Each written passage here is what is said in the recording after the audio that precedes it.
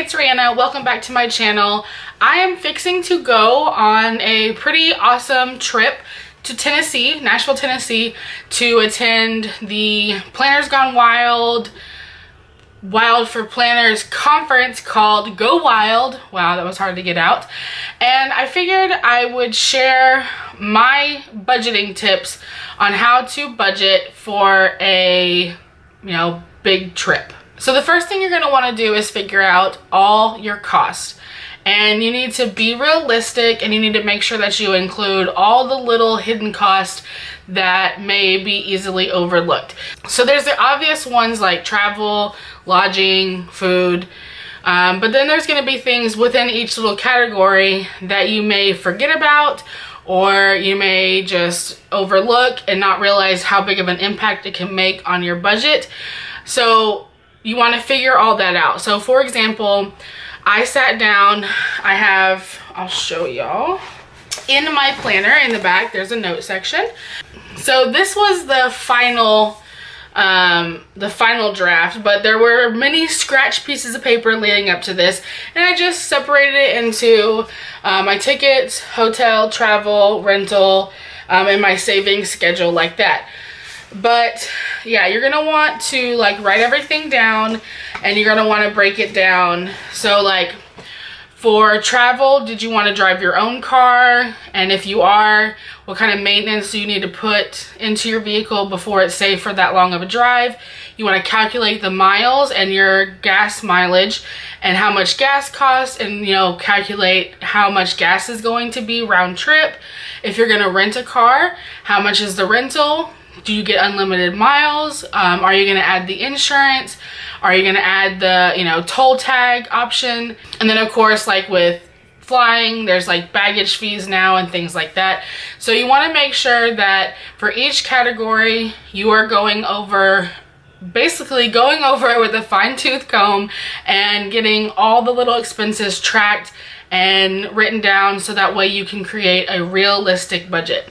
It's very easy for things to be deceiving when it comes to hotel accommodations. For example, the hotel that we're staying at is $597 a night.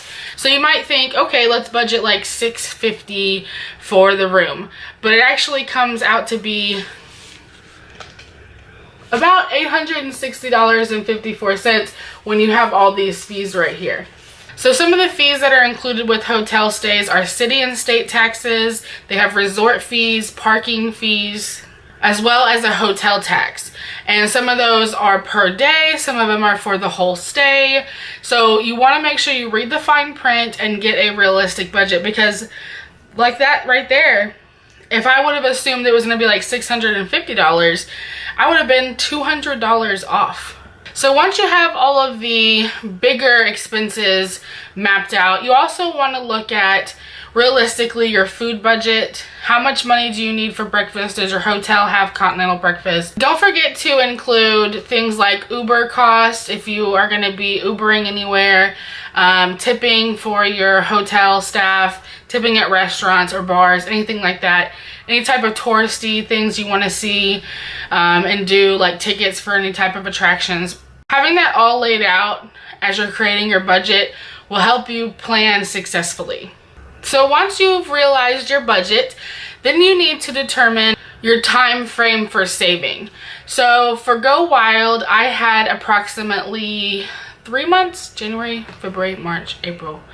So yeah, I had about 3 months from the time that it was, yes, I'm going wild, to I'm leaving for Nashville. And then you need to determine if your budget can handle the savings. So once you have your time frame, so 3 months or 6 months or whatever the time frame may be, you need to take that and your budget and divide it and figure out how much you need to save per week or per paycheck, however it works out for your budget. Once you have your budget and you have your time frame, you need to divide it by your paychecks or by per week, or however you're going to decide to set aside the money, and decide if that's a realistic amount that you can actually save. So for my example, I needed to save at least $1,300 by the weekend before I was leaving, and that meant that I needed to save $100 a week. And so So we had to decide if our budget could handle us saving $100 a week. That was not going to impact our original savings that we save every paycheck anyways that go into our savings account, and make sure it wasn't going to impact like groceries and any other bills or anything like that, because you definitely don't want this savings to interfere with your day-to-day expenses. If your day-to-day expenses and your trip saving budget are kind of tight, don't worry, there are some things you can do to help alleviate the strain on your day-to-day budget and not give up on your dreams for travel. So go ahead and start saving what you can if you can't afford to save the whole amount up front. Save what you can, but you need to have a number set up in your mind of how much you're going to put aside every paycheck, and you need to stick to it. So my magic number was $1,300, but I knew that I would feel more comfortable if I had more than that, because I'm the type of person that I over plan, because I don't want to be in a situation where maybe I don't want to end up accidentally spending too much money over here and feel like, I can't eat dinner tomorrow or something like that. So, and also, what if I miscalculated something? What if my gas mileage wasn't as good as I thought it was? What if gas prices go up? So I prefer to have a little bit of a buffer. A couple things that you can do to create a buffer or to help eliminate the strain on your day-to-day budget is you can get a part-time job. I know that's not something that everyone can do, but if it's something that you can do, look for things that aren't going to interfere with what's already going on in your life. So nothing crazy. Don't go out trying to like work at McDonald's if that's going to interfere with your life. But if you can find someone who will let you pick up some odd jobs here and there and make some extra cash, then go ahead and do that. You can also commit to doing a no spend. So don't drink any Starbucks for a month, or don't go to Target and accidentally overspend like you always do, or agree that there's gonna be no fast food Monday through Friday.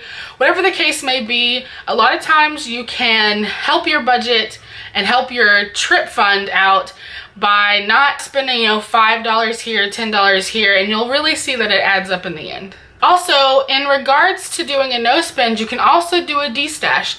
Look around your house and see what is available that you can resell, whether it's on eBay or you can sell things on Instagram nowadays. If you are really crafty, you could perhaps do things on Etsy. You can go through your closet and sell some of your clothes on one of those garage sale sites that are available on Facebook. So there's plenty of ways to make a little bit of extra cash to put into your travel pot. Most importantly, once you have your plan in place, stay on track. Remain consistent about what money you're putting aside week to week, and don't touch it for anything that isn't related to your trip. Leave that money wherever it needs to be. Put it in an envelope, put it in your drawer, put it under your underwear. Out of sight, out of mind, whatever works best for you, but don't touch that money. And my last tip for you is to pay ahead what you can. So we needed to get a hotel room on the way there and on the way back. And instead of taking it out of my budget for the trip, I went ahead and when we had a little bit of extra cash, I went ahead and paid for the hotel rooms ahead of time. So that way I didn't have to worry about taking that money out of my trip fund. If you have a hobby that you used to be super into that kind of fizzled out, you could like bundle up whatever accessories you have for that and sell them in a de-stash bundle online. Alright guys, I hope that was helpful and those tips for travel will be used in your future. I know I'm really looking forward to Nashville. Make sure you subscribe to my channel. I'm going to be vlogging while I'm there. I'm not going to be posting the vlogs until I get back because I'm not sure about like how much time I'm going to have for editing and all that.